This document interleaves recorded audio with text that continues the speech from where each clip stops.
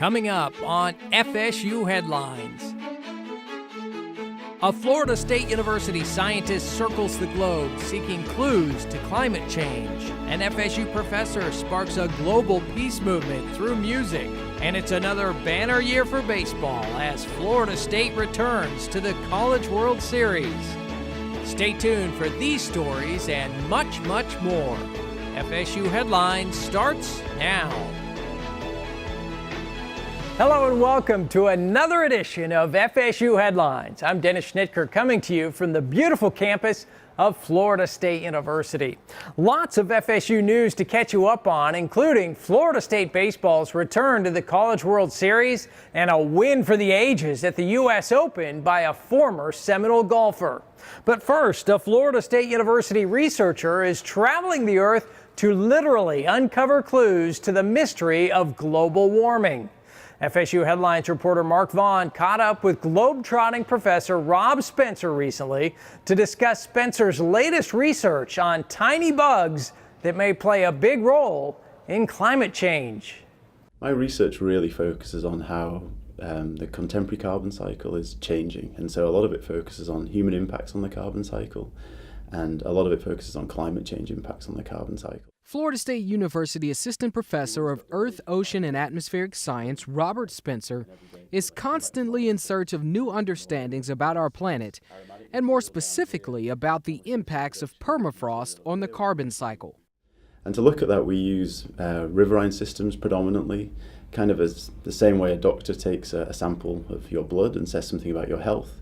We take samples from river systems all around the planet, and we look at the chemistry of that water, and similar as when a doctor takes your blood and says something about the health of their patient, we use the chemistry of that water to say something about the health of the watershed. Spencer literally and figuratively digs deeper into the science behind those things. He travels to some pretty exotic and also cold climates. And so that can be looking at, say, deforestation impacts in the tropics, or permafrost thaw impacts, mobilization of this aged carbon that's been stored for millennia in the Arctic. And then we take that a step further and say what that means for downstream ecosystems like the ocean as well. In some of his most recent research, Professor Spencer spent time in Siberia studying tiny little bugs called microbes and thawing permafrost to determine if these microbes were having a bigger impact on thawing permafrost than sunlight. They specifically investigated how the vast amounts of carbon stored in the permafrost transferred to the atmosphere as carbon dioxide.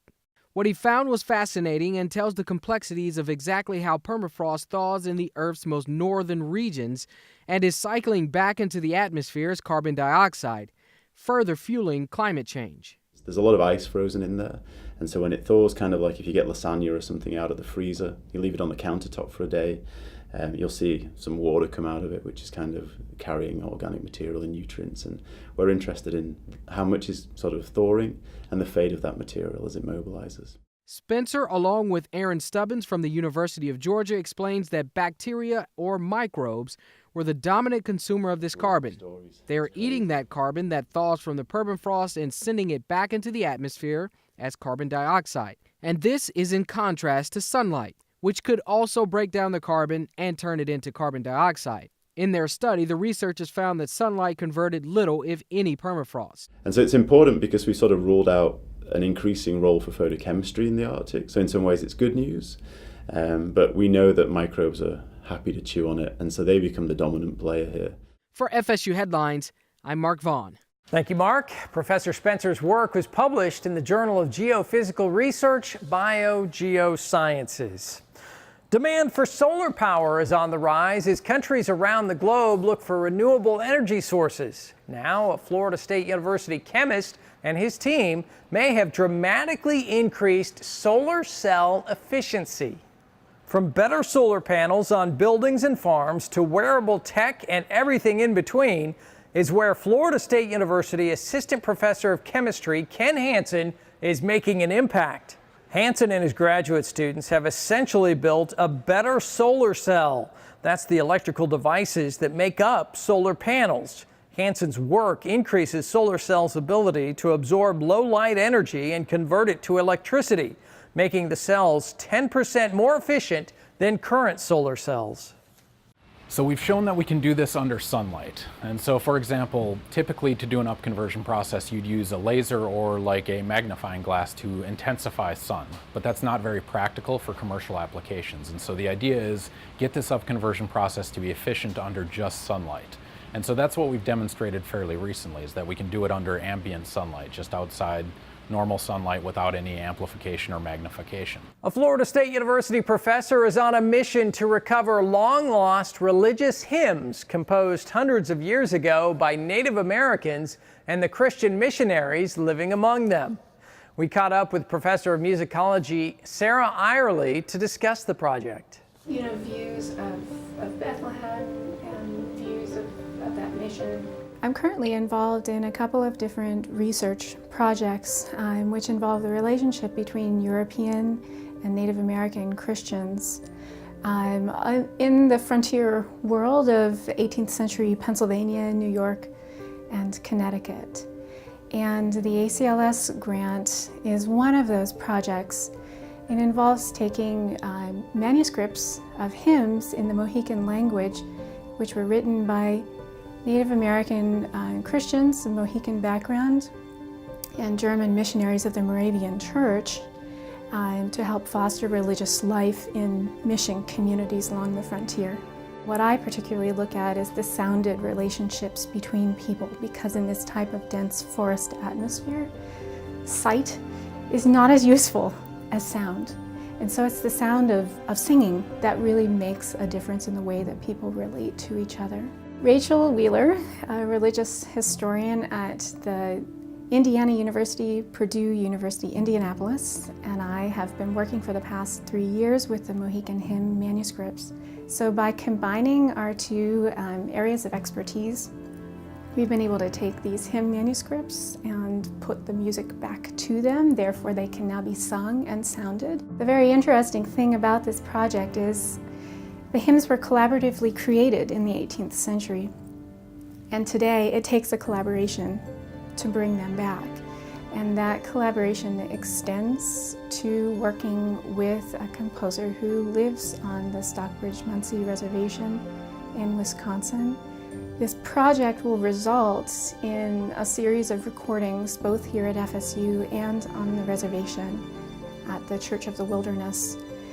Brent Michaels' modern arrangements will be performed in Wisconsin and recorded there, and here at FSU we'll record the 18th century versions with the early music choir of FSU students that I direct.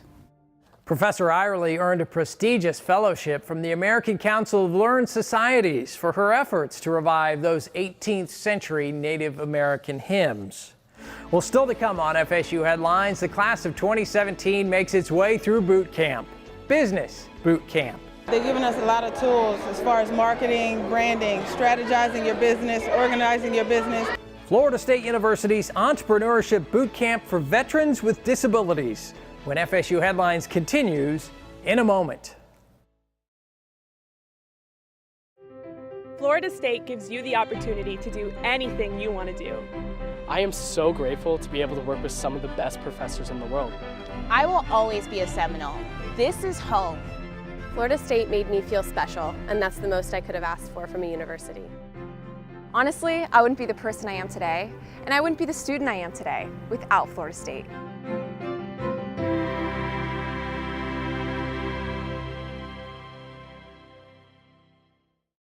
When you buy a Florida State University license plate, you're not just showing your school spirit. You're supporting students like us.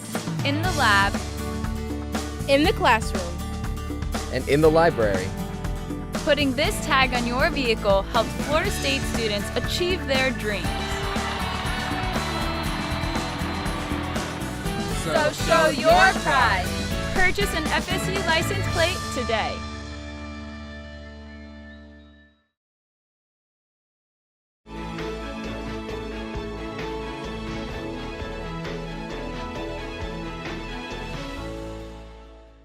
Hello and welcome back to Florida State University and FSU Headlines. I'm Dennis Schnitker.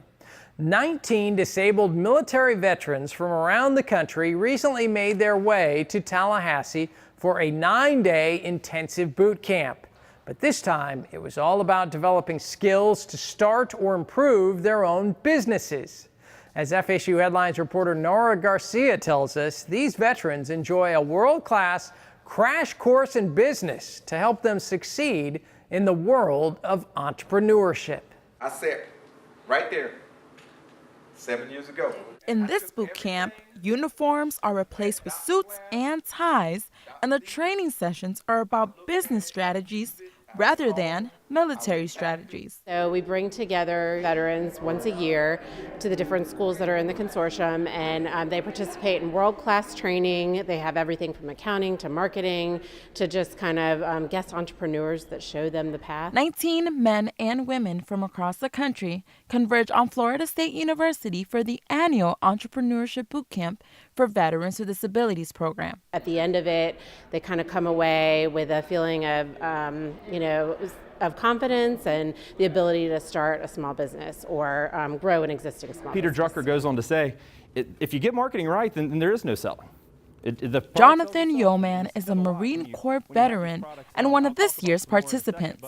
He's found a lot of useful information to help him start his business. It took me from a spot where I didn't really understand starting the business to I understand what's necessary and how to get there. So it's really giving me the skill set and the tools to start my venture on a successful note.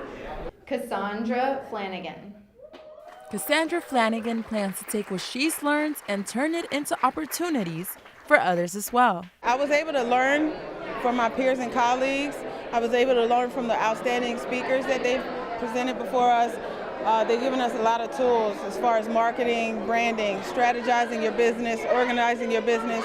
I mean, I have a PMP, so I'm very good with project management, but it's world class when you have someone else who's fantastic standing in front of you, who's done it for years and can give you that very valuable insight. After a successful 9-day residency program, these EBV participants get to graduate in a special ceremony. This boot camp is the perfect way to give disabled veterans the chance to make their place in the business world after transitioning into civilian life. For FSU Headlines, I'm Nora Garcia. This was the 10th class of EBV graduates at Florida State University. For more information, visit jmi.fsu.edu.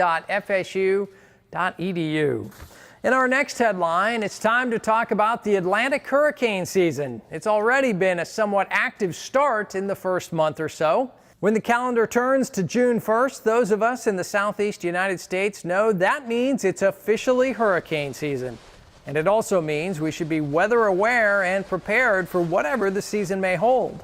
FSU professor of geography James Elsner is an expert on climate and hurricanes.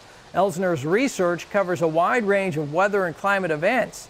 Hurricanes are always high on the priority list thanks to his location here in Tallahassee. We can't tell you exactly which month Florida is going to get hit or if Florida is going to get hit at all, but we do have some idea that this year might be more threatening than the next year or the previous year. So we do have some understanding of the climate factors that make some seasons more active and other seasons less so. The National Oceanic and Atmospheric Administration's outlook this year calls for a 70% likelihood of 11 to 17 named storms, with 5 to 9 possibly becoming hurricanes. That could include 2 to 4 major hurricanes. Florida State University is bringing people from around the world together through song, all in the name of peace. Florida State music professor Kevin Fenton teamed up with collaborators from the Nairobi Chamber Choir to develop A Voice for Peace. The project was a global event. Choirs around the world joined in song via live stream on International Peace Day last year. And now a new documentary film about the project has just been released. We have a special look at the film. Take a look.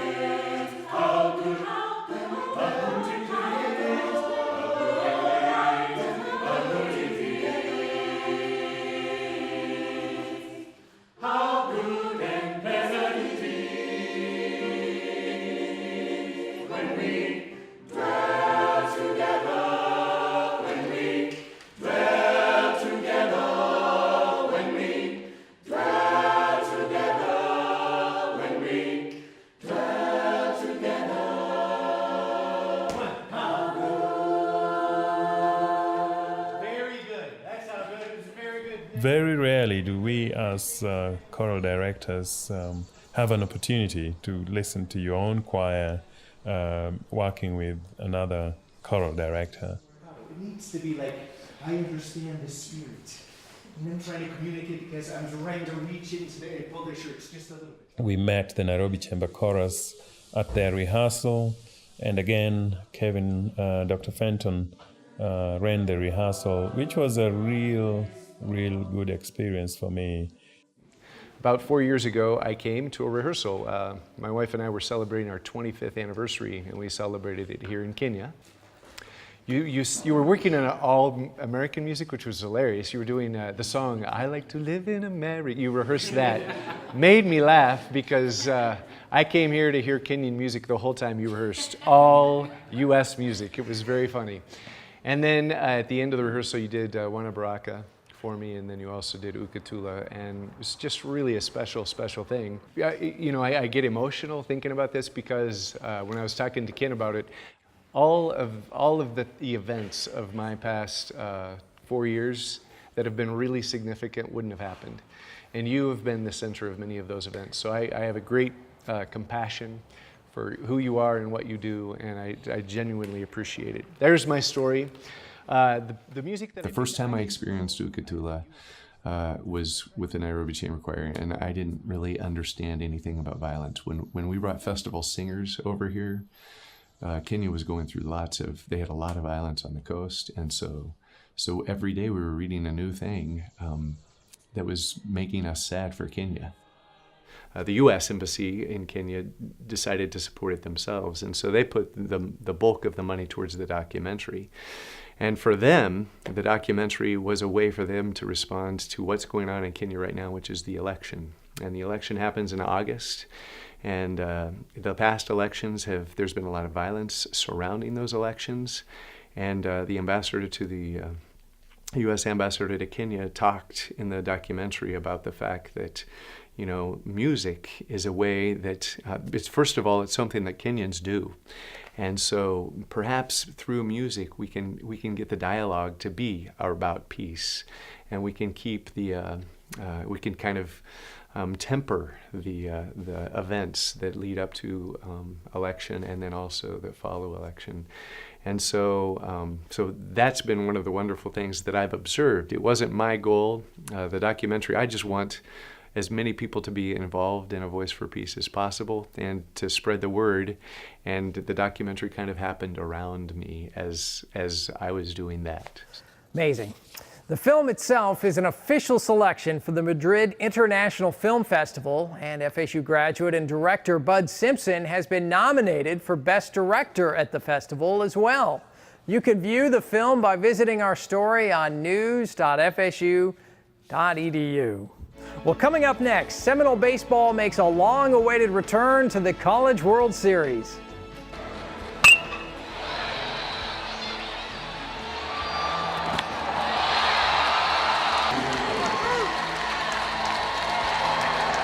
We'll show you how the Noles fared when FSU Headlines continues in a moment.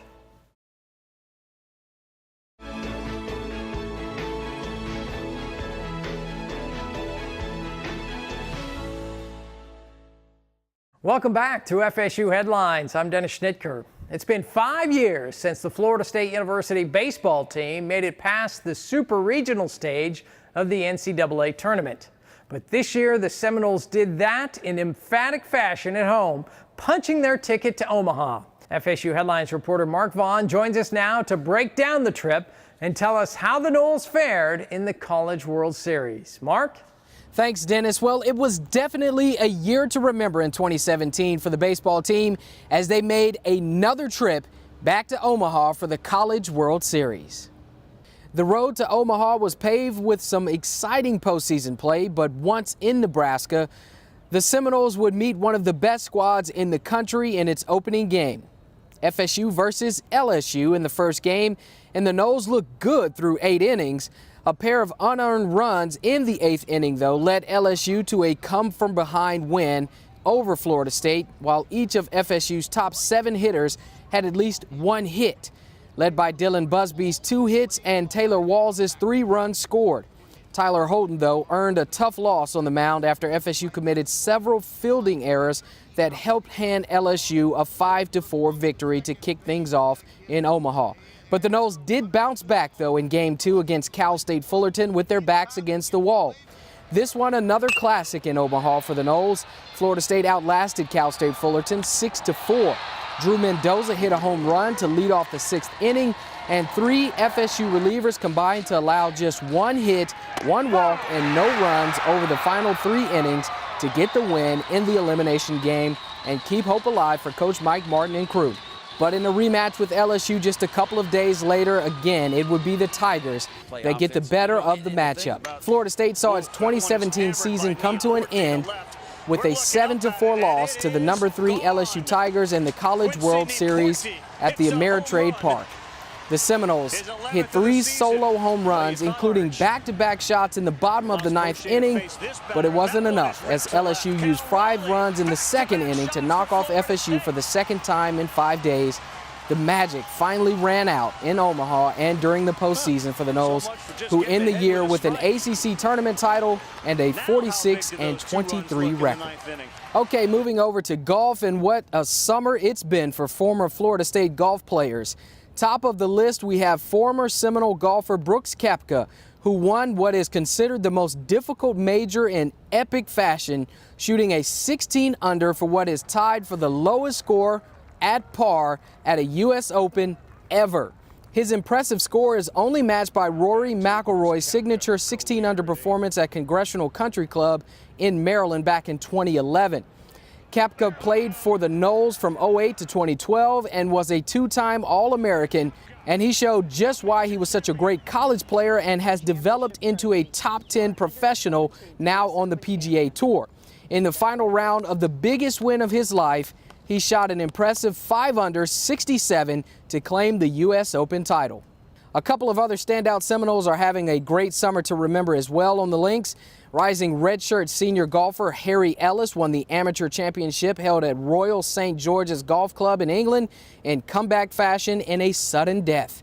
With the win, Ellis earns exemptions to the upcoming Open Championship, and earlier in June, former Seminole golfer Daniel Berger won his 2nd consecutive St. Jude Classic in Memphis, Tennessee. What a year it's shaping up to be for the golf program here at Florida State. And can you believe it? We can start talking about football now. Well, it may be a little soon, but it's never too soon. It's July, and that means football is right around the corner for the Seminoles. Summer workouts in full swing, and fall practice will be underway before we know it. The Noles will look for another big year on the big stage. Of course, kicking things off in Atlanta against the Alabama Crimson Tide on September 2nd. Florida State returning some key offensive weapons like quarterback DeAndre Francois, but losing others like all-world running back Dalvin Cook, who's playing for the Vikings this upcoming season. Nonetheless, you know Coach Fisher and crew have put in the work recruiting and getting some new talent in-house, and now preparing the team for a tough schedule that includes games at home against Miami and Louisville, and then, of course, on the road against UF. We'll have more on the season coming up on FSU Headlines. And remember, you can always keep up with Seminole Athletics by visiting Seminoles.com. That's going to do it for me. Let's send things back to you, Dennis. All right, Mark, thanks for that update. Florida State University's Opening Nights Performing Arts Series is known for bringing world-class performances to FSU in Tallahassee. But did you know Opening Nights also brings in outstanding artists to help local teachers? In this next video, you'll see poet and Kennedy Center teaching artist Glennis Redmond lending her expertise to area middle school teachers as part of the Partner in Education program between Florida State and the Kennedy Center. Take a look. So now let's go with some other abstract concepts that are not feelings, like how about creativity? I'm here to teach a workshop called Poetry Off the Page. I'm a Kennedy Center teaching artist, and my gaze is always on how do I bring poetry to teachers. If you should see a man walking down a crowded street, talking out loud to himself, don't run in the opposite direction, but run towards him. Got it? I was a kinesthetic learner. I still am. I speak with my hands. I speak with my whole self. So I teach that. If you should see a man. It's engaging. It's fun. It's very hands-on. Ms. Redmond she's very passionate about what she's doing and sharing her knowledge with us, and I'm enjoying every minute of it. In literature and in poetry, I started finding a mirror that reflected who I was. And when I heard it, it lit a fire in me. And I became connected to academia. My mama is magic. Always was, always will be. I was also connected to literature.